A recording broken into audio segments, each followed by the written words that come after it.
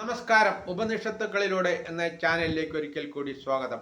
ശ്വേതാശ്വേതരോപനിഷത്താണ് തുടർന്നുകൊണ്ടിരിക്കുന്നത്. Episode 92.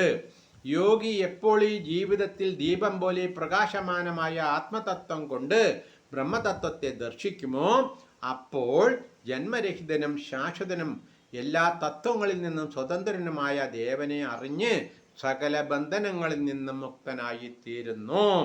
ഈ ദേവൻ തന്നെ എല്ലാ ദിക്കുകളും പ്രതിക്കുകളും മുഴുവൻ വ്യാപിക്കുന്നു.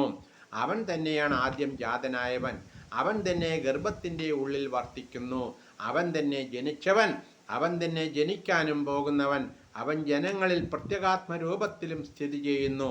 അവൻ എല്ലാ ദിക്കുകളിലും മുഖമുള്ളവനുമാകുന്നു. യാതൊരു ദേവൻ അഗ്നിയിലും യാതൊരുവൻ ജലത്തിലും വർത്തിക്കുന്നു. യാതൊരുവൻ എല്ലാ ഭുവനത്തെയും പ്രവേശിച്ചിരിക്കുന്നു. യാതൊരുവൻ ചെടികളിലും യാതൊരുവൻ വൃക്ഷങ്ങളിലും വർത്തിക്കുന്നു. ആ ദേവനായി വീണ്ടും വീണ്ടും നമസ്കാരം.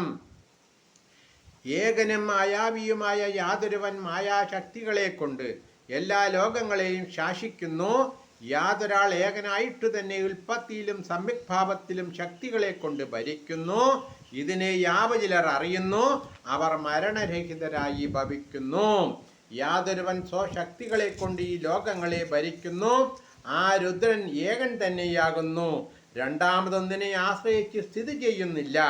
അവൻ ജനങ്ങളിൽ പ്രത്യേകാത്മാവായും നിലകൊള്ളുന്നു. എല്ലാ ലോകങ്ങളെയും സൃഷ്ടിച്ച് പാലകനായി ഭവിച്ച് അവസാന കാലത്ത് തന്നിലേക്ക് തന്നെ സംയോജിപ്പിക്കുന്നു.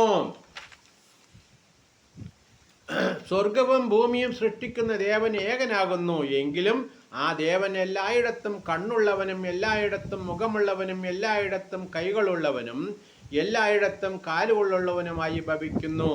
ആ ദേവൻ കൈകളെ കൊണ്ടും ചിറകുകളെ കൊണ്ടും ആളിക്കത്തിപ്പിക്കുന്നു.